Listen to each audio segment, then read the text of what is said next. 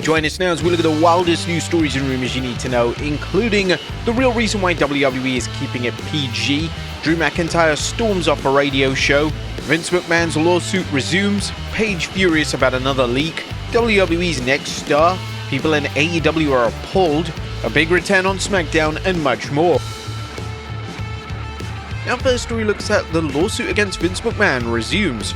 On top of today's news is the announcement that the Janelle Grant civil lawsuit against Vince McMahon, Laurinaitis, and the WWE has resumed, per an official court order. You may recall that the lawsuit was paused to give the United States Department of Justice time to conduct its own criminal investigation into any alleged wrongdoing by McMahon. The Observer Figure 4 Online reports that the criminal investigation is still ongoing. The civil case has been allowed to continue. They noted Janelle Grant's legal team releasing this statement. Today, the United States Southern District in New York informed us that they will be letting the state expire on Janelle Grant's lawsuit against former WWE CEO Vince McMahon, WWE executive John Laurinaitis, and WWE for sexual assault and human trafficking. This decision allows Ms. Grant to proceed with their civil charges against McMahon, Laurinaitis, and WWE, while federal prosecutors continue their criminal investigation. Grant's attorney also released a statement saying, "We're pleased that prosecutors for the Southern District of New York have concluded that they can continue their criminal investigation while we bring forward new evidence in our civil case about the sexual exploitation carried out by Janelle Grant's abusers. For the last 6 months, Ms. Grant has patiently waited to hold Vince McMahon, Laurinaitis, and WWE accountable for the sex trafficking and abuse she endured at the company on a near daily basis. Her wait is over, and now we look forward to sharing Ms. Grant's story." WrestleNomics' Brandon Thurston reports that Vince McMahon's attorney Jessica Rosenberg released this brief statement to him. Ms. Grant's representative's self-serving statement is as usual, factually incorrect and intellectually dishonest. 2025 should be a busy year for this lawsuit as the case proceeds from the preliminaries and heads into areas such as parties requesting evidence, a process known as discovery, and more information is possibly leaked concerning the plaintiff and the defendants. Just as interesting will be the federal government's investigation of Vince McMahon. Some observers have commented that the criminal investigation might go on in the back burner due to President-elect Donald Trump's friendship with Vince McMahon. Next up, the real reason why WWE is keeping it PG. But why is the WWE staying family-friendly when it's moving over to Netflix, a place where it has arguably greater creative freedom?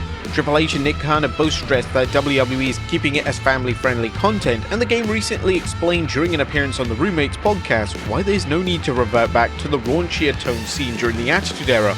So I think we're past it in the sense the brand is hot enough that we don't need to do that stuff anymore. At that time, we needed it. We were in a war with Ted Turner. Business had not been great, and this was sort of the upswing we needed to do those things to get attention on us and all that. Now the product is hot. There's enough people that WWE is mainstream. I don't feel that there's any stigma if you're a kid and you say, "I'm a huge WWE fan," and your friends are like, "Really?" I think 30 years ago that was maybe the case. There's no denying that the Attitude Era helped the WWE edge out WCW during the Monday Night War, but as Triple H said, what is there to gain now? Next up, Drew McIntyre storms off a radio show. Now, if you thought Drew McIntyre was bitter and angry before, watch out as a Scottish Warrior recently went off during an appearance on Busted Open Radio's holiday party. Drew lamented over how much he has sacrificed to this industry and that he can't expect the fans to recognize this or even remember his legacy. "When I leave this industry, I won't be one of those guys chasing that last paycheck, chasing that last shot of glory. Please remember me? No. When I leave and retire, I will accomplish everything. It doesn't matter if you're Mark Henry, Bully Ray, Tommy Dreamer, Drew McIntyre, or Stone Cold Steve Austin. When you're gone, they move on. They forget. It sucks, but it's true." McIntyre's rant ended with him storming off the set after he said, "So as far as I'm concerned, when it comes to the internet, I don't give an F about your opinion." While McIntyre's act is an obvious work, as bear in mind that Busted Open Radio features several wrestlers including Bubba Ray Dudley, Tommy Dreamer, and Mark Henry, it's another example of Drew's effective use of social media and traditional media to forward storylines. Next up, Charlotte Flair appearing this Saturday. Our fans awaiting Charlotte Flair's WWE return may want to tune into Saturday night's main event because WrestleVotes is reporting that Flair's return is now imminent and it could happen as early as the 14th December NBC special. Of course, be sure to check out our review of the show as well as any other videos on the PLE. Next up, more legends booked for Saturday night's main event. The WWE hopes to give old school fans a trip down memory lane at this Saturday night's main event, with manager Jimmy Mouth of the South Heart already booked and rumors circulating Hulk Hogan will be present. And now PW Insider is reporting that several superstars from this era will be at the show, including Jimmy Hart, Tito Santana, Greg Valentine, and Coco Beware. There's no word on how the WWE plans to use them, which you can be sure old school fans will be happy to see the superstars they grew up watching. Next up, a legend criticizes WWE. There's plenty of hype for Saturday night's main event, including the return of legends from that era. However, WWE Hall of Famer Alundra Blaze wants to know, where are the women? Blaze took to X and commented on a news story that mentioned the various legends booked for the show and said, "Didn't we have women during this era?" Alundra discussed the women of this era and how former women's champion Wendy Richter and Rockin' Robin would have been good additions to the show. While we have heard Wendy Richter's name being mentioned as a possible guest, those rumors have quieted down. But Blaze does raise a good point, as the original Saturday night's main event featured WWF Women's Champion defeating the Fabulous Moolah. Cyndi Lauper, who was involved in the historic angle where she guided Richter to defeating Lou Albano's wrestler, the Fabulous Moolah, for the WWF Women's title, was present at Saturday night's main event, as was actor Mr. T. A reminder of how the Rock and Wrestling connection that began with a focus on women's wrestling led to the first WrestleMania. Unfortunately, backstage politics led to Richter getting the boot and women's wrestling fading into the background. Nonetheless, its contribution to WWE's national expansion in the mid-80s should be acknowledged. Next up, Paige angry that she's been leaked again.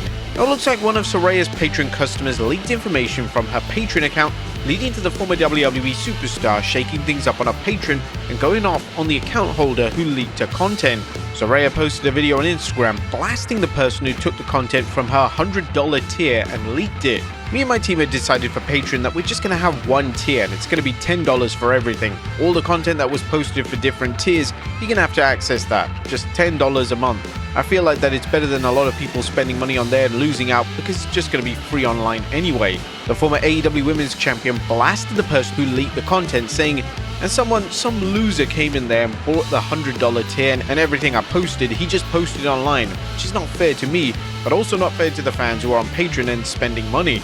Well, it seems that Saraya has now topped that, as she now has a new tier worth $300 a month of 12 days of feetmas. I mean, you gotta respect the hustle, right? Next up, a former Universal Champion returning to SmackDown. Now, expect a big return on tonight's SmackDown, as Dr. Chris Featherson is reporting that Carmelo Hayes' mystery opponent will be a former Universal Champion. Now, if you want to avoid spoilers, go to the next story, of course. Now, this wrestler is Braun Strowman. As Wrestling News explained where Strowman has been since last appearing on the 1st October episode of Raw. Strowman has been off WWE television for months as he suffered a torn groin while working a last monster standing match against Bronson Reed on the October 1st episode of Raw. On November 15th, Strowman returned to in-ring action for a SmackDown dark match. Now, Strowman's appearance on SmackDown is interesting because the Monster Among Monsters is a Raw superstar. Could Braun be one of the first wrestlers to move from one brand to another through the trade window? What do you guys think, and do you have any preference for where Braun works? Next up, stars lining up for WrestleMania. Triple H says that there's a mile-long list of celebrities wanting to appear at WrestleMania 41. During his recent Roommates podcast appearance, Hunter revealed that he's cherry-picking through the list based on star power and whether they're a good fit for the show. Do you think Hunter is adding some hyperbole to the story, or is there major celebrities looking to appear? Next up, is this WWE's next star?